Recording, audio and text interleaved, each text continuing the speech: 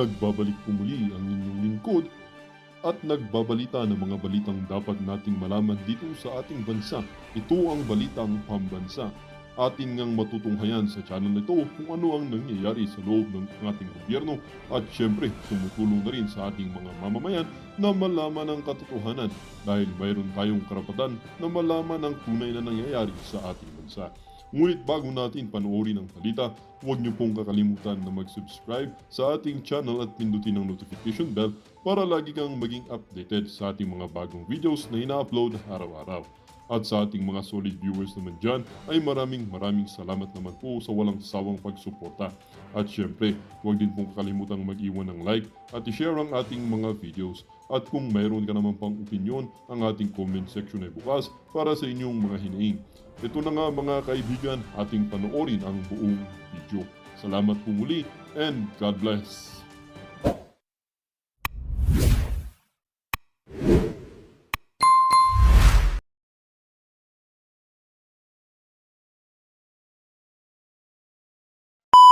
Supreme Court en banc during its session today, February 25, 2025, acted on the following matters. In the case of Sara Duterte versus House of Representatives et al., Vice President Duterte filed a petition for certiorari and prohibition with a prayer for a temporary restraining order, or TRO, seeking to nullify the fourth impeachment complaint against her. She claims the impeachment complaint violated Article 11, Section 3, Paragraph 5 of the Constitution, which states that no impeachment proceedings shall be initiated against the same official more than once within a period of 1 year.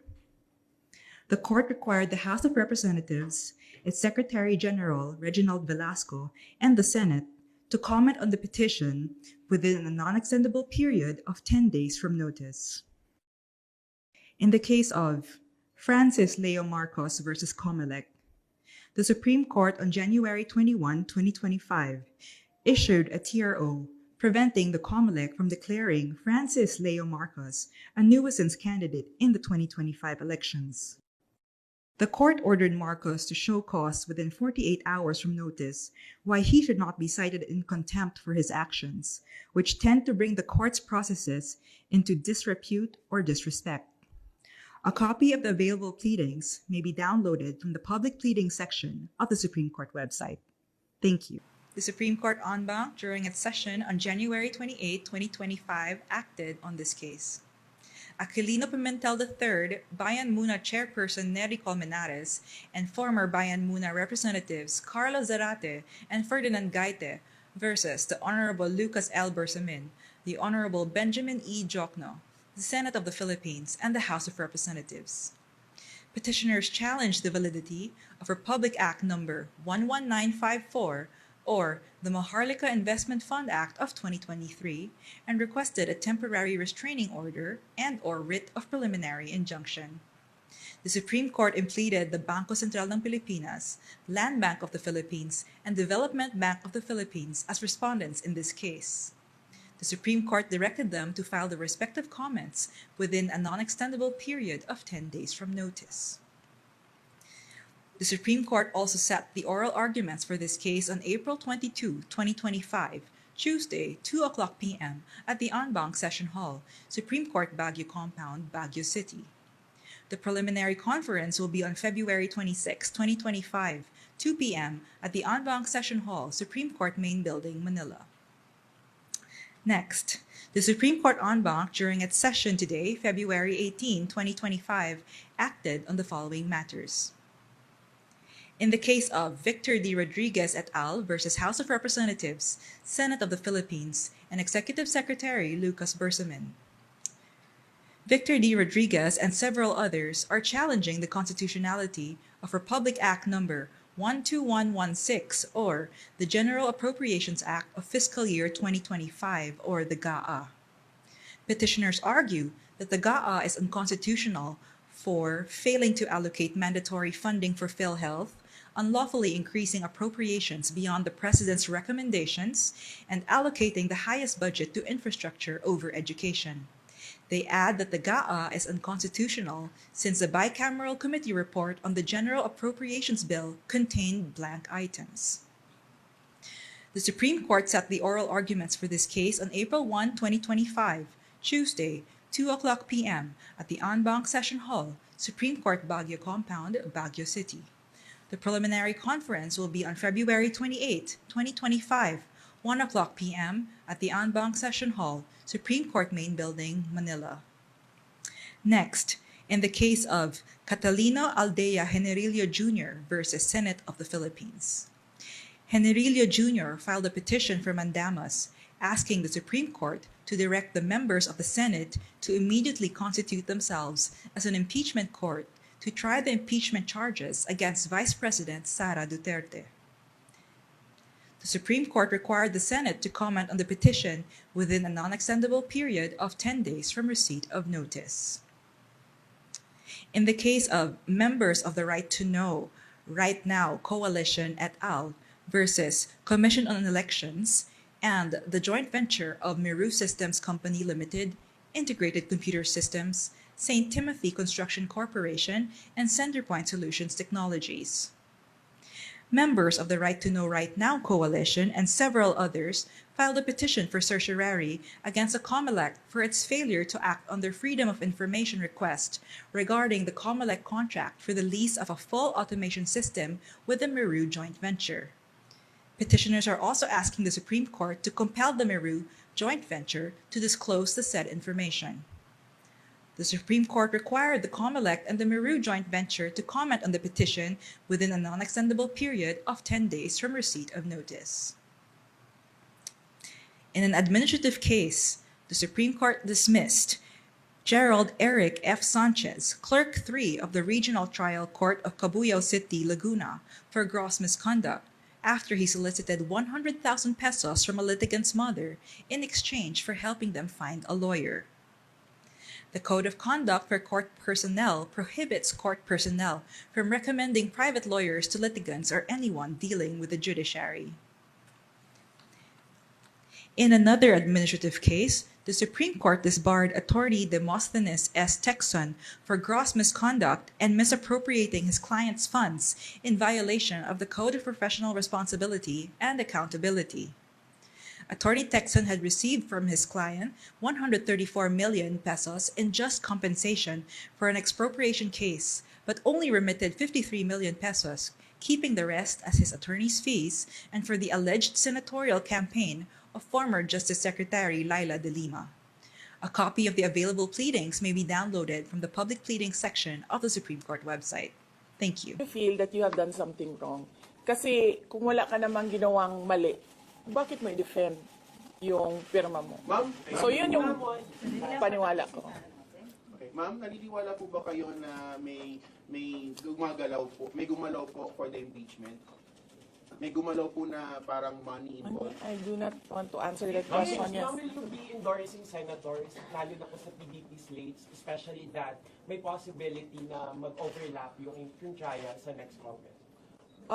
Hindi pa namin napapag-usapan kung ano yung gagawin ko for the upcoming campaign and election.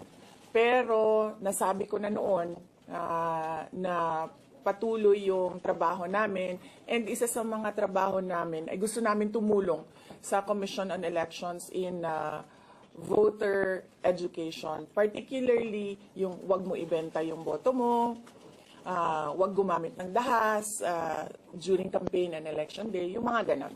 Ma'am, payo niyo na lang po sa ating mga kababayan sa nangyayari po ngayon sa ating bansa. Yes, sabi ko nga kanina sa statement ko sa ating mga kababayan na patuloy na sumusuporta, nagmamahal, nagdarasal, napakahalaga nun, ay manalig lang sila dahil sa taong bayan ang tagumpay. Bibi, anong nag-blooming daw patapos na mo yan? Nanong naakadri sa Manila na taga Davao man ka?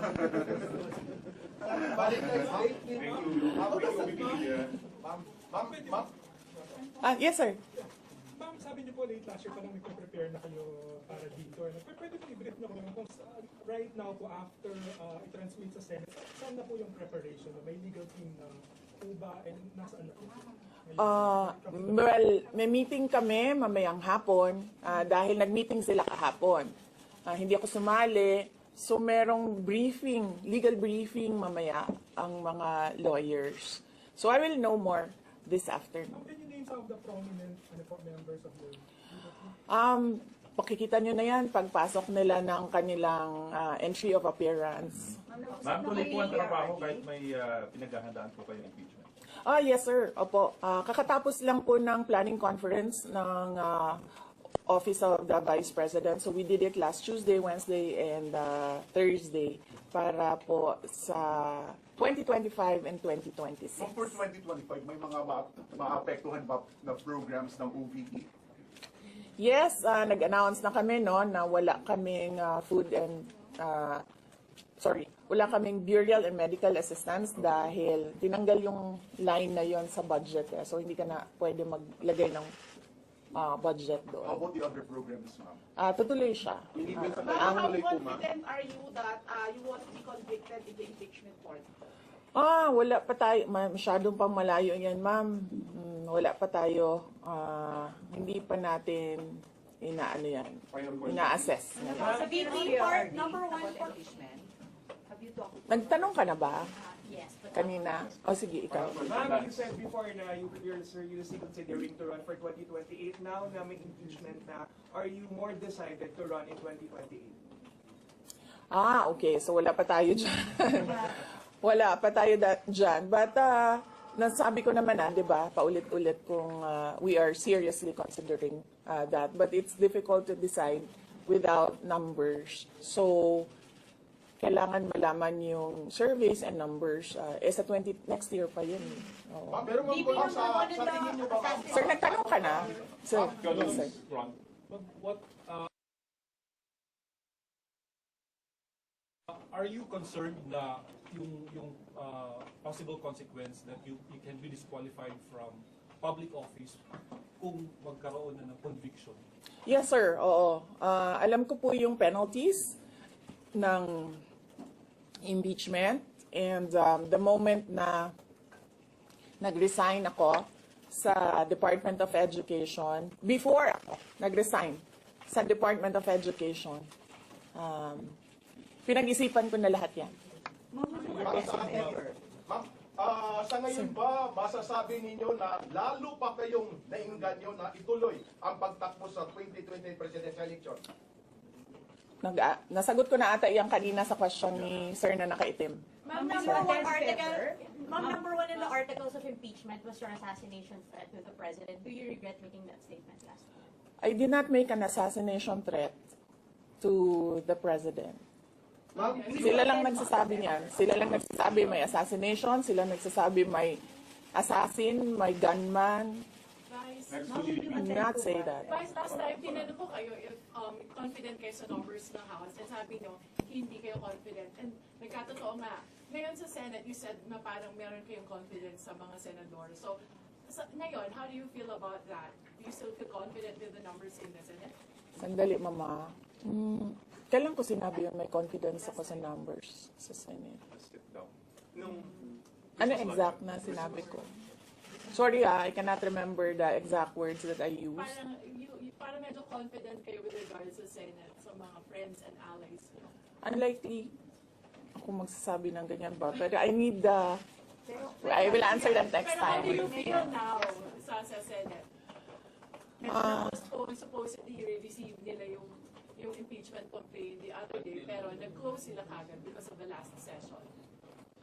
Well, that is their prerogative as a body, no? So, we have to respect the Senate kung ano yung desisyon nila.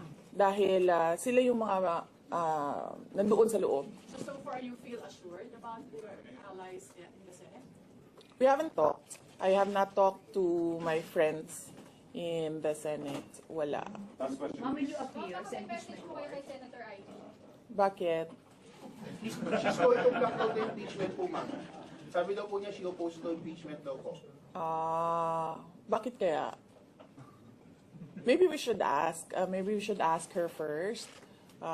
Bakit niya i-block yung impeachment.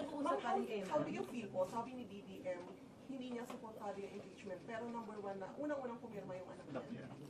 Oh, He was consulted actually. He would consult the kasi sabi, ito lang daw basahin ko. Ang daming nagbabantay sa gilid. Nakausap niyo na ba yung father niyo after your impeachment? Wala pa. But nagpadala ako ng message through sa kanyang assistant and sinabi ko na, ano ba sinabi ko? Hindi ko maalala.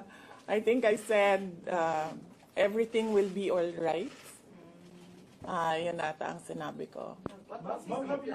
His reply was a song. Ano po ba? MacArthur's Park. Oh, okay. So, nagpadala siya ng video na kumakanta siya.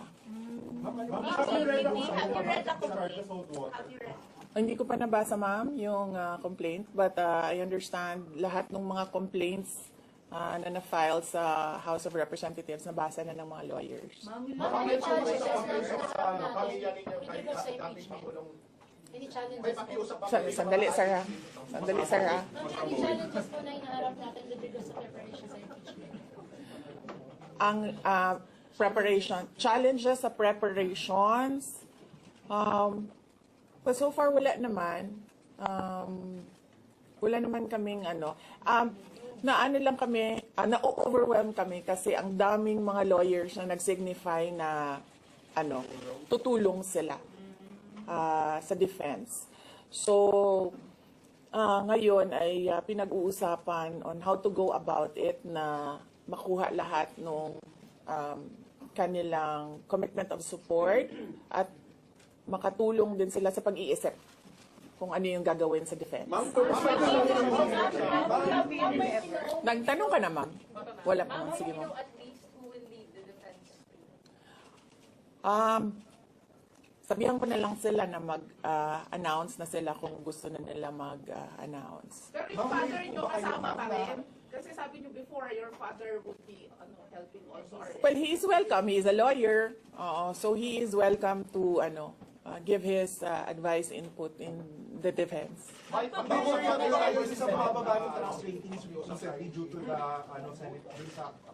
I will not answer that question. Yes, I'm sorry. Yes? Yes.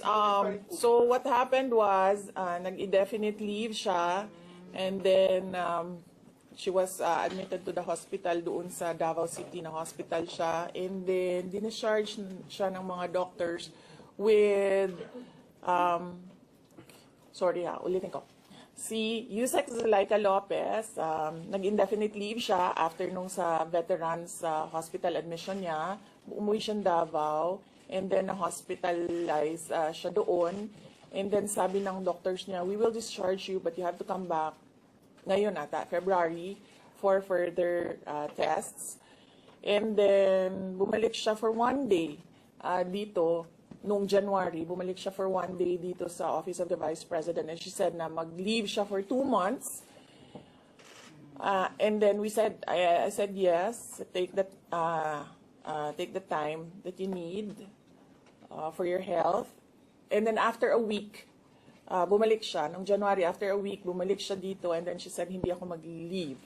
So sabi ko, okay, welcome back. Ma'am, kamusta po sa INC? Meron ba pakikipag-usap kayo sa INC? Dahil sila po yung nag-rally against para wag ituloy yung impeachment. Hindi pa po kami nagkausap ng INC, sir. Pero nagpapasalamat po ako sa INC at sa buong sambayanan sa kanilang pananawagan ng kapayapaan. Ma'am, kamusta po ang staff ng numbers in Senate? Nagtanong ka na, sir.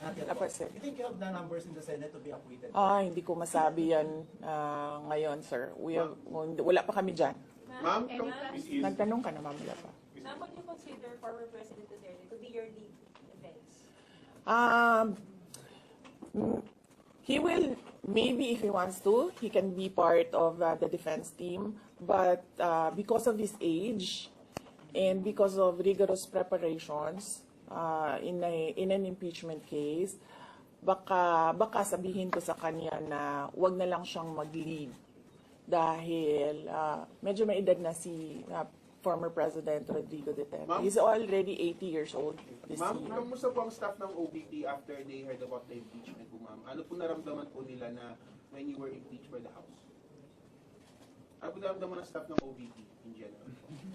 Are they sad? Are they worried po ba, ma'am? Hindi ko alam nila na pinagtatawanan lang nila ako dito sa gilid kasi hindi daw ako sumunod. Sabi, basahin lang daw talaga ito. Ma'am, you will appear sa impeachment court, ma'am, if ever. Ha? Will you appear sa Okay. Kung pwede namang hindi, and I understand, pwede naman, hindi na. Oo. Kasi baka ma-intimidate lang sila lahat sa presence ko doon. May mga plano po ba kayo para itulak ang pag-audit, lalo na po sa mga kongresista natin na ginagamit ang pera o pondo ng gobyerno para sa black propaganda against you? Hindi ko na muna sagutin yung tanong na yan ngayon, ma'am. Doon muna tayo sa God Save the Philippines. So ma'am, will you dissuade or encourage your supporters in case they would go sa street to rally? Sa panahon ngayon, ma'am, na sobrang mahal ng presyo ng mga bilihin, lalong-lalo na ng pagkain, sasabihin ko sa mga supporters sa taong bayan na unahin muna nila ang trabaho and negosyo nila kesa sa mag-rally sila sa mga daan. Dahil marami o lahat tayo breadwinners. So, merong mga bata or merong mga kapamilya na nagdidepende sa atin. At tayo naman ang social media capital ng buong mundo. Kung gusto talaga nilang magsalita at tumulong, doon na lang sila sa social media kung saan nakakatrabaho pa rin sila. Pero nagagawa nila kung ano yung nararamdaman nila na gusto nilang gawin. At yun ay magsalita at marinig sila ng taong bayan at ng mundo. Sabi ninyo, hindi nyo pa masabi if you have enough numbers in the Senate for an appeal. Are you not confident that you have enough allies to avoid a conviction in the Senate acting as an impeachment court? Hindi ko pa naisip yan, sir. I've not counted numbers of votes in the Senate, so we are not there yet. We are still, the legal team is still in the preparation of the defense and what we will do moving forward. Ma'am, do you feel betrayed? Maraming mga congressmen from Mindanao voted yes. 70%. Sorry for it. Do I feel betrayed? How do you feel ang daming taga Mindanao na congressmen? Actually, ma'am, wala akong feelings. Wala akong feelings about it. Kasi, kung napapansin nyo, wala naman kasi talaga akong barkada na politiko. I don't join their circles. But we are friends, yes. But kung ninong at ninang lang ng mga anak, walang ninong at ninang na politiko ang mga anak ko. Maliban kay Stonefish, dahil nandoon si former President Erap Estrada. So, I don't move in the circle of politicians. Kaibigan, yes. But to say that meron akong close relationship, personal relationship with them, wala naman. Kaya siguro, ganyan din siguro kadali sa kanila ang magdesisyon about the impeachment. Kasi wala naman talagang something that is worthwhile sa aming pagiging magkaibigan. Last question. Ma'am, last on impeachment, nagkaroon po ba kayo ng prior information na may impeach kayo sa House on their last session day? Or may nag-PM ba sa inyo? Naka-receive po ba kayo or may nag-tip sa inyo? Yes. Oo. Si JC. Si JC. Hindi siya natulog. Sabi ko sa kanya, matulog ka na, JC, kasi ang mangyayari ay mangyayari kay sera-sera. Diba? Ma'am, comment nyo lang po, ma'am. Alam ko matagal na ito, but the QC Prosecutor's Office ibinasura yung patong-patong na kaso against you. Yes. What was your initial reaction about that? And second po, any updates sa security details natin, ma'am? Tuloy po ba yung pag-hire po natin ng private security? Hindi ko nasasagutin yan, ha? Dun lang tayo sa God Save the Philippines. Ma'am, Okay. last na lang po ma'am pang my head. Ma'am, you said God save the Philippines. Gaano na po kalala ang problema ng Pilipinas ever since na nagkaroon ng issue na ito? Nagkaroon ng issue sa impeachment na ito? Parang ano po yung nakikita yung problem sa Philippines ngayon at bakit nila inuna itong impeachment na ito? Gaano kalala ang Pilipinas na pag-iwanan na tayo ng panahon at ng ating mga kapitbahay dito sa region at napag-iwanan na tayo ng mundo. Malala siya since na nagkaroon ako ng understanding. Kasi 1990s, tapos 1990s, magulo. Well, sa amin, magulo, sa Mindanao. And then, ngayon, nagbabadya ang gulo sa Mindanao. So, parang wala namang nagbago. So, malala. Sobrang malala. Dahil kung nakakausap mo yung mga tao na arawan yung kanilang sweldo, yung pera nila hindi na talaga sapat para sa pagkain, para sa kuryente, para sa bahay, para sa tubig, para sa pag-aaral ng kanilang mga anak. At kung basihan natin yung pag-alis ng mga Pilipino sa sarili nilang bansa ay sobrang malala dahil sobrang dami ng ating mga kababayan ang pumupunta, nakikipagsapalaran sa ibang bansa dahil wala silang makita na pag-asa, wala silang makita na oportunidad dito sa ating bayan. Kaya parang nakakaawa na tayo dito sa loob at nakakahiya yung estado natin kapag iniligay mo siya in a global stage na kung saan pinapanood tayo ng ibang mga lahi at ibang mga bansa. And because of that, ma'am, And because of that, tapos na tayo. you will run for presidency because of that. Diba?